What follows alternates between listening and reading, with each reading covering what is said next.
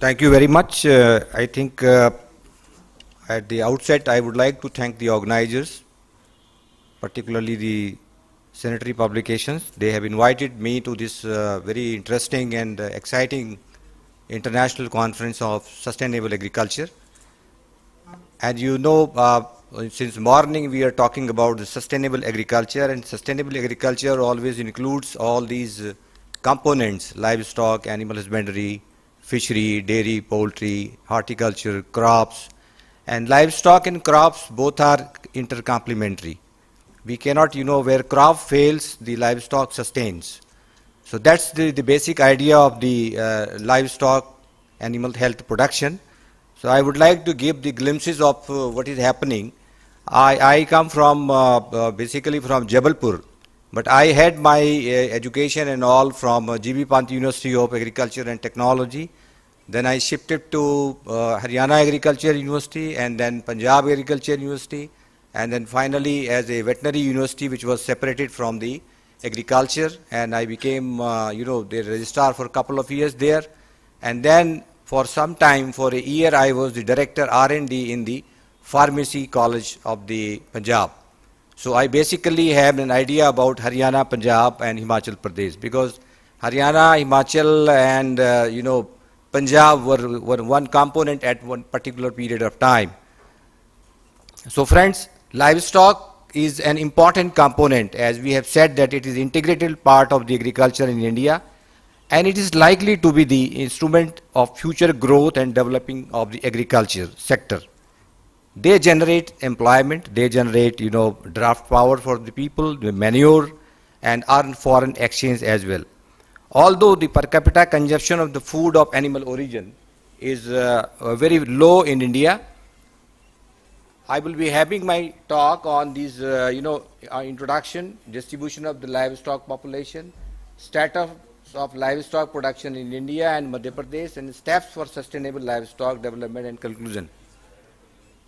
The per capita consumption of food of animal origin is very low in India, and when we talk about the demand of the animal food is increasing due to many components. Human population is increasing, and as we know that 2050 there is a increase in the total animal population, and which will there is a need for that we must have the alternative source of the food, and that will come through the livestock. And by 2050 the demand for pork and eggs will increase by 65 to 70%. For beef, dairy and products and mutton it is 80 to 100%, and for poultry meat it is 170%. So the poultry is coming out as a complete commercial venture, and as a sector or as a commercial entrepreneur program. In the universities, poultry is becoming like a demonstrable purpose only in some of the universities, but total industry has been converted into poultry. Poultry is leading at the moment in the country, but it is affecting by many other resources, so I would like to deal them at later stage. Then the highest growth in total and per capita consumption is low in lower and middle countries.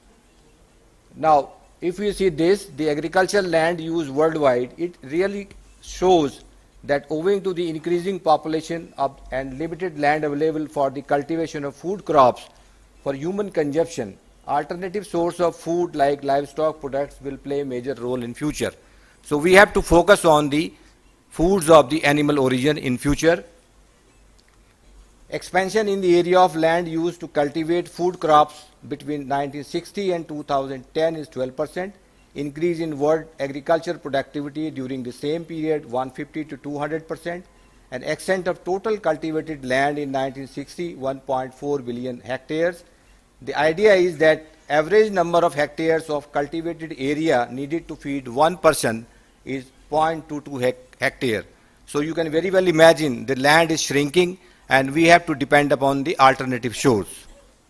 Now, friends, this is the scenario of the Indian situation, that with 3.28 million square kilometer of the land surface is endowed with diverse livestock species. We have a biodiversity in the India, and in particularly in Madhya Pradesh, which is the leading state in terms of the indigenous breeds which are high in number. The cattle population is very high in Madhya Pradesh, and Madhya Pradesh is also producing fourth in the milk production in the country.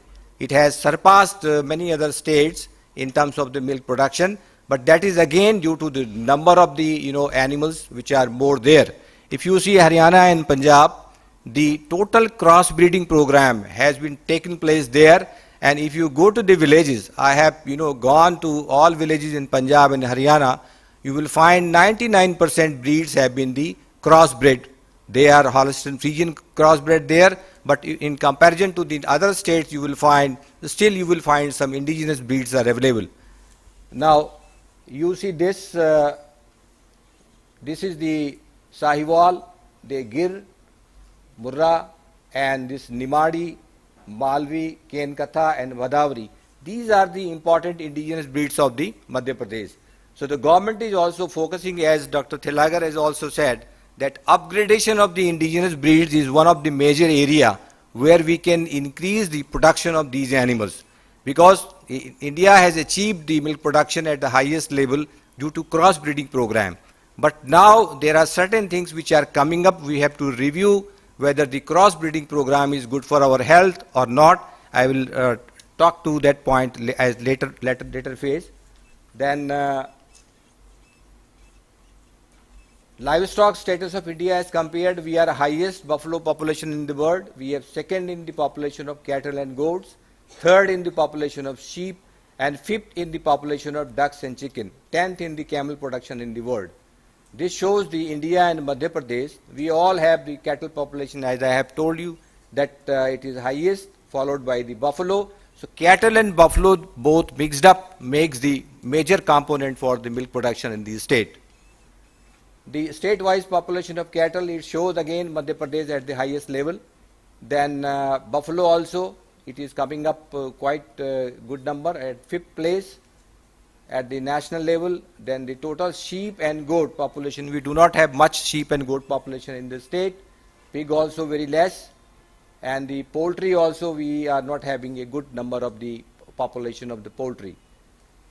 Friends, status of the milk production by different dairy animals in India. Major is the buffalo. We have to focus on the buffalo, that is 50%, and followed by cow, that is 46%, and the goat milk also up to the 4% level. Now, in Madhya Pradesh, I have told it is the 4th rank, and 10.8 million production of the milk is there as per the latest statistic of 2014. Per capita availability per gram per day is also very high in Madhya Pradesh and in compared to the India. There are milk production, egg production, and meat production. These two, milk, egg and meat production, they are showing the upward trend, and it is increasing because the lifestyle of the people is also increasing, and the liking for the animal food is increasing, enhancing. Similarly, milk production in MP in the last 10 years, you will find that it is in the highest here. Then this is the meat production. It is also very good in the state. What is sustainable livestock production? I think we have to satisfy the human needs first, individual, community, national, region, and then self-supporting. Technically, economically, and socially, we have to depend upon the social sustainability as well. So environmental sustainability, environmental friendly, and then globally, and to develop the planning. All these components has to be mixed up, and then we can go for the sustainable livestock production or sustainable agriculture. The main objective of the sustainable livestock production is we must have safe and clean milk. That's very important, that clean milk. And the quality of milk is produced from healthy animals, so we have to keep the animals healthy as well, and using managemental practices that are sustainable from an animal welfare, social, economic, and environmental perspectives. So good managemental practices we have to follow for animal health, milking hygiene, nutrition is also taking very important part. How we feed our animal is also very important. And then animal welfare, it is also important component, environment, and socio-economic management. What are the steps to sustainable livestock production? What we have to do, because we have to achieve the sustainability in terms of that livestock consumes approximately 1/3 of world's cereal grains, which is useful for human diet. So we have to search for the alternates, use pastures, hay, silage, or high fiber crops which are not suitable for the human being. Then raise indigenous breeds. This is one important area which is coming up in the country, that we have to encourage livestock adapted to local conditions, breeds suited to the local climate. It is very important. Soil, pest and diseases to be considered. Intensive selection and propagation of the best animals of locally adapted breeds. We have to do that normally the indigenous breeds, they don't give more than 5 to 6 liters of milk per liter of the milk, but we have to select it out, and then after selection we have to go for the embryo transfer technology, upgradation of those animals, where we can produce more milk through these techniques. Now this is about the development of strained varieties of the poultry at AICRP of Poultry Breeding, NDVSU, that is our university. We have 6 the breeds have been developed for the poultry farmers, but here the last one, which is commercial dual purpose color bird Narmada Didi, is becoming very popular among the tribal population of the Madhya Pradesh, particularly in the area of Mandala and Sivoni, that is the villages, and where tribal population, they are taking up for backyard poultry. Now this is the Kadaknath is the name of this breed, which is the total indigenous, and then the Narmada Nidhi, which has been developed by the university. Then increase animal productivity. It is always a area where we have to dwell how to increase the productivity. Even if your number is increasing, but number increase, or in word scenario, if you say, if you increase the number, you decrease the number, or increase the productivity, increase the quality of the milk, or increase the productivity of the milk. So maximum propagation of superior traits by artificial insemination, that is one area, and multiple ovulation and embryo transfer through ovum pickup and in vitro fertilization techniques, maximum production from minimum number of the animal. This should be the motto, that we have to produce maximum through minimum number of the animals. Then this shows the increased animal productivity. World scenario is that their number is low, but the production is higher side. Keep animal healthy. This is very important, as usual, that we have to have the managemental and prevention is more better than the cure. So we have to see how we can keep these animals healthy, because healthy animal will give you the more milk, and it will be healthy for the human being as well. Risk of zoonotic diseases. This is very important. The issue has been touched by this. I would like to dwell on this issue a little bit more, that One Health concept is coming up. One Health is one concept which is including the human health, animal health, and the environment health. So we have to combine these three to make One Health, and we have to deal with the transboundary diseases, because the world has become a village nowadays. So these issues like bird flu, swine flu, or SARS, they are coming up very quickly. In the last September, we declared that the India is free from this bird flu, but in the month of October, we had some cases in Delhi and then Gwalior Zoo, but fortunately they were transmitted among the birds. They were not transmitting to the human beings. The virus which was isolated was H5N8, and it was not H5N1, which is more dangerous and communicable to the human beings. Adopt smart supplements, provide supplements to boost rumen microflora and productivity, and we must have the alternative like azolla. Water fern provide extra protein to the cattle. So we have to develop these things in the farm so that we can provide them more protein by alternative methods. Other supplements, ingredients not suitable for the human consumption can also be used for the animals and may be explored based on scientific validation of traditional knowledge and practices. Now this is very important. When I talk about the indigenous breeds, now the world is also globally is saying that we have two types of milk, A1 and A2. A2 milk is through crossbreeds, and particularly this Holstein Friesian which we are having. No doubt the production has been increased through the crossbreed or crossbreeding program, but it has to be reviewed at the moment. All over the world there is a debate going on that A2 milk is not very good for the health, particularly in terms of the new age diseases which has come up in human beings. People are correlating that they are due to the Holstein Friesian or the crossbred calves. They are producing these types of symptoms in the human being. But again, that needs scientific validation. But it has been proved that A2, which is given by the indigenous breeds, it is highly helpful to the health, and the cases which are coming up and in terms of the scientific validation, that clearly shows that A2 milk is helpful to the human beings, support the health of the human being. So I have shown this. Recently Amul also has launched this Amul Desi A2 cow milk. This trend is going on all over. So in the market it is coming up as 70 rupees per liter, and people who have the indigenous cows, they can sell that milk, showing that it is very healthy in terms of many problems in the human beings. I should say those problems, hypertension, diabetes, asthma, they are relating. Of course, there is no one reason for this, but scientific validation always needs to be done for this. Now, hygienic milk and meat production and storage. Storage is also very important in Indian situation. Organic food production, again this is the same thing. Branding and marketing of the organic products. Now, economic sustainability. When we talk about all these things, then we must have a economic sustainability, and regular tracking of cost involved and profit earned should be done.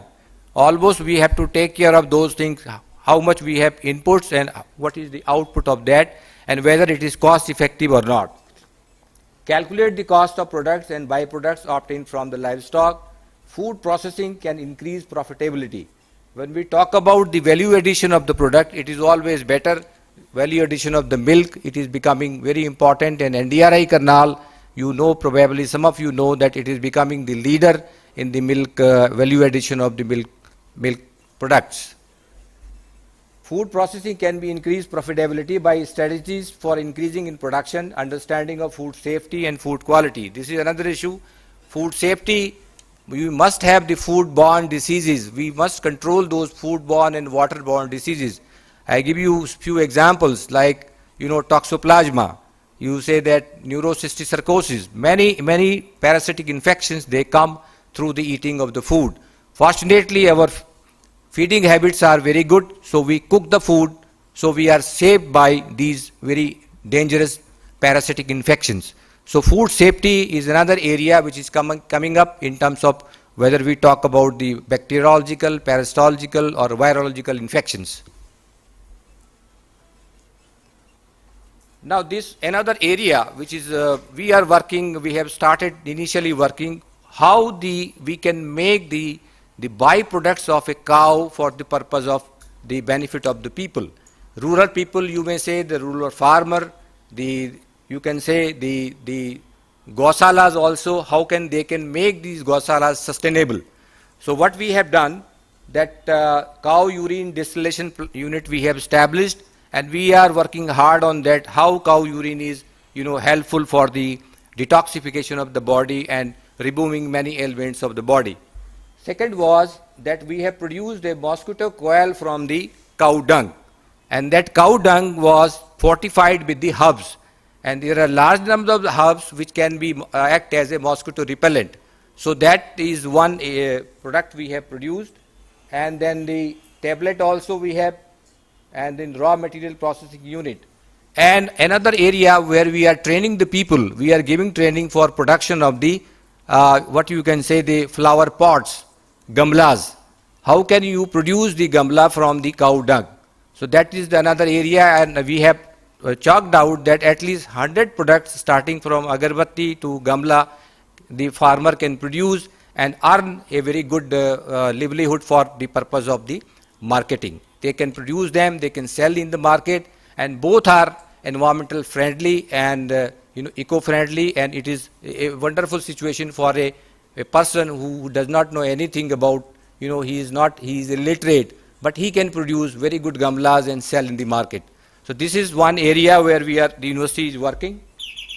And we must have, I said, we must have social sustainability. So this part is the social, how we can, associate with the society, what universities are doing and what for the farmers or for the humans. Local community economy, there should be a positive impact in the local community. We have started 5 universities are there. We have called up all the vice chancellors there, and we have made a Jabalpur academic initiative. Even engineering college is also there, veterinary college is also there, university is also there, agriculture is there, and even medical university is there. We are all sitting together how we can make the Jabalpur a very good place to live. So we have taken up the issues. So issues like fight against rabies, how we can reduce the rabies in the city.